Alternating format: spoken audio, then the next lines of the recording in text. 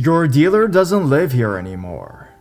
I was in my mid-20s in the summer of 2007 and living just outside one of the most dangerous cities in the country. I moved there for a job and was from a very small town in another state and therefore somewhat naive about danger. I loved my apartment. It was new-ish and I felt safe there at first. I chose the third floor specifically because I wanted a high balcony. Me and my 3 cats and Chihuahua used to go out in the evenings and sit on the floor of the balcony, didn't have a chair, and enjoy the weather and view. One Friday evening, I was out there after work and happened to overhear a conversation between a young girl on the 2nd floor, directly below me, and a guy who was walking through the yard below. I kid you not, her parents were out of town, and she was having a secret house party, just like on the movies. She told him what time the party was starting, and asked him to bring some beer, drugs, and friends, and he said he would. I thought nothing of this and went inside to watch Judge Judy. After dark that night, probably around 10:30 and midnight, I took my pets and went to sit on the balcony as we often did. Party girl below me had her sliding glass door open and her party was hopping and loud. After eavesdropping for a little while, I heard 2 men come out on the balcony and start talking. This is kinda weird, because it's almost like they knew I was up there snooping and wanted me to hear them, but I don't know how they would have known. I was being extra quiet, so at most, they might have heard my dog's toenails tapping around. It's been a long time, so I can't remember verbatim what they said, but I remember hearing one guy say something like, about going upstairs. I heard them say something about drugs and something like, let's go pay him a visit since we're here and stuff like that. Oh, drama, wait a minute, I'm upstairs. This made me uncomfortable, so I listened for them to go in, and I grabbed my critters and went inside too. I walked over to my door and checked both locks, just in case. As I walked through the hall to the bathroom, I heard boom, boom, boom on my door. At this point, my life turns into a scary movie, and everything goes into slow motion. I'm staring at the door, and again, I hear boom, boom, boom on the door, and rattle, rattle, rattle of the doorknob. And this time, it didn't stop for several seconds. I had no clue what to do, so I did the dumb thing and walked gingerly across the carpet towards the door, careful to not make a sound, and looked out the peephole. There were 2 rough-looking men at the door, presumably the ones from downstairs. While I had my face pressed against the door watching them, one of them turned like he was going to walk away, but instead built up momentum and rammed the door with all his might. I felt it budge against me and I almost pissed myself. My Chihuahua, who had been growling a little up until this point, started screaming bloody murder, which subsequently made the creepers react, almost as if maybe for a second they thought the apartment might have been empty, but now they knew it was occupied. Then the other guy approached and began donkey kicking the door. This had been going on for what seemed like forever, and I swear the door was going to give way. I was still watching them, then I realized that if they got in, not only would they probably butcher me, but they'd probably also kill Ziggy, Scabby, Cheeseball, and Shia and the Chihuahua, so I got mad. I did something I didn't think I'd ever really have to do. Don't read any further if you're sensitive about weapons. My ex-boyfriend and I like to shoot at the quarry back home, and I had a couple of guns in cases under my bed. I crept into the bedroom, trying to keep an ear and eye on the door, pulled out a case, loaded my .45, and walked back to the front door, which they were still pounding and trying to jerk open. I can't say what was scarier at that point, the creepy people pounding down the door, or the fact that I might have to protect myself and hurt another human being. I looked out the people to see them still there, talking, and with my face against the door, I pulled the hammer back. I guess it's not impossible that they heard it, but then again, I couldn't hear them talking to each other. I don't know why, but they communicated again for a second and ran, not walked, away. After I heard the stairwell door shut behind them, I sighed a big sigh of relief and began to cry. I called the police and waited for them to come to my door so I could report what happened. After putting all the clues together, it really seemed as if these guys were looking for a former tenant who might have been a drug dealer or someone who owed them money for drugs. Luckily, nothing else ever came out of it, and I never saw those guys again.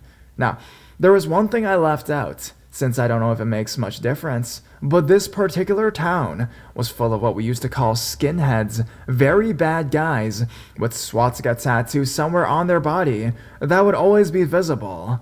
I'm pretty sure those guys were skinheads, so creepy guys, for my sake and yours, let's not ever meet.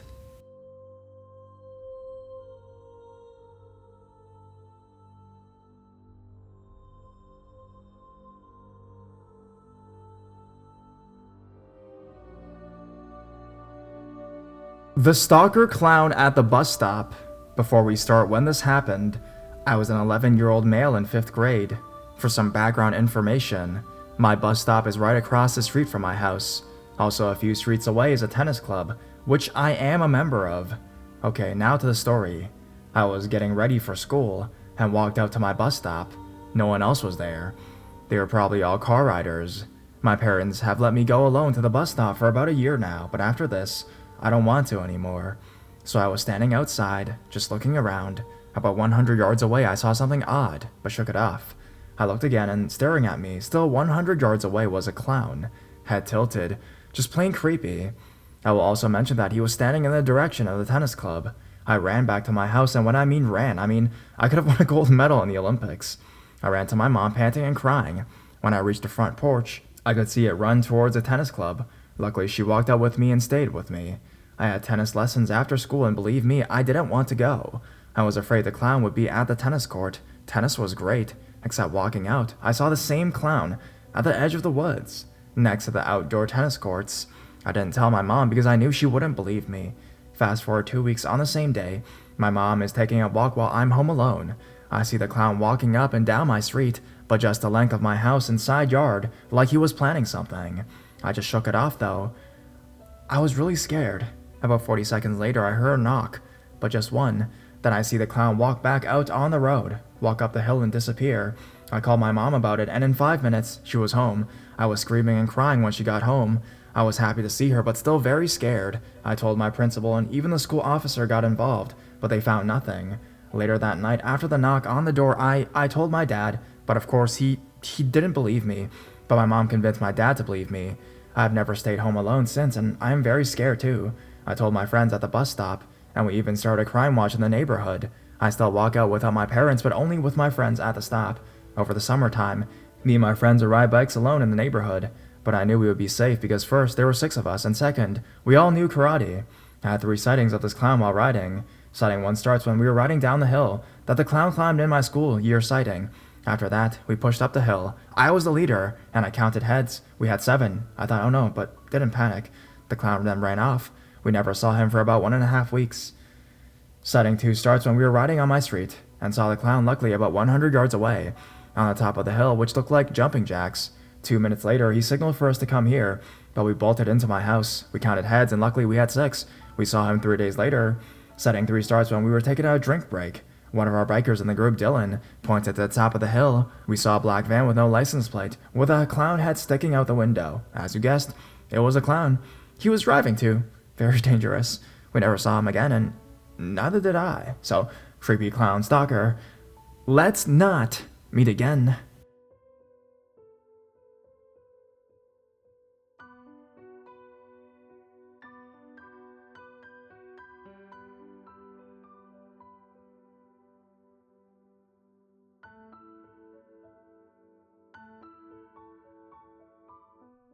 Chased down through a dark forest. This happened a long time ago. I'd say this happened when I was around 8, so 11 years ago. My family and I were on holiday in Spain, in a city close to Barcelona. We went to a very big and luxurious hotel and resort with a ton of sports fields, from basketball to soccer. It took up a lot of space, and had tall fences around the perimeter to make sure no one could get on at night. To give you some perspective, I think they had around 8 soccer fields, 4 basketball courts, 2 rugby fields, and probably some more. During the daytime, all the fields were full of people playing sports, and it was a ton of fun there. But at night, the perimeter closes. I'd stay late with a friend. I don't remember his name, so we'll call him Brian. So Brian and I didn't want to go home yet, so we stayed a little bit longer to shoot penalties on the soccer field. Eventually, they closed the fence, but since we're too far away for them to see us and vice versa, we only found out that the fence was closed when we tried to leave. This was already scary. It was a huge, unlit place in a foreign country, surrounded by big fences. After freaking out for a little bit, we decided we didn't want to get into trouble, so we set out to follow the fence to look for holes through which we could escape instead of calling for help. After a solid 20 minutes, we find a hole, but it's not connected to the resort, but to a dark forest. We figured it wasn't a large forest, and that it would be safe given it's right next to this resort. We go through the hole and start crossing the forest. A mere 5 minutes later, we enter a large bare spot with an old, damaged, graffiti concrete shed. We avoided it best we could, but soon we heard some glass bottles moving around inside of the shed. Out walks this man. He stares at us for 10 seconds, as we are paralyzed by fear. He looked very deranged, probably had been homeless for the larger part of his life. His clothes were ripped, hair and beard very long and disgusting. He even had a limp. He coughs, which wakes up another man in the shed. This man looked exactly like Charles Potoshik from Breaking Bad. They start to walk slowly in our direction, talking to us in Spanish. We slowly back up. They see this and they charge. They start running, screaming and throwing stuff at us. We are running for our lives. The forest is pitch black. We can barely see ahead of us, let alone see there's an end to the seemingly infinite forest. After about 10 minutes of running, we reached the edge of the forest. We were on a small town road next to a huge cliff. No houses, no people, still being chased. We follow the road uphill, finally gaining some ground on the homeless psychopaths. The road ends. The only thing we see is a mansion without any burning lights. We figured it's all or nothing, and we climbed their gate and hid in their backyard. The homeless men followed us, but by the time they managed to get in, we are already hidden in some dense, dark bushes. This made quite a bit of noise, which woke up the residents. Out comes a man screaming and looking around his garden. He closely passes us, but doesn't see us. He was holding a gun. Didn't get a close look, but I think it was a shotgun, an older one that holds 2 shells. He spots the homeless man and fires a warning shot into the air. The Breaking Bad looking man charges him but gets knocked down. He forces the homeless man out of his garden at gunpoint. We felt safe for a second, until we realized we were in a shotgun wielding man's garden, and that we don't know how or where the homeless men were. We wait a little bit to be sure that the man is asleep and that the homeless men have all left. When we leave, think around 30 minutes later, the men are gone and the roads are quiet.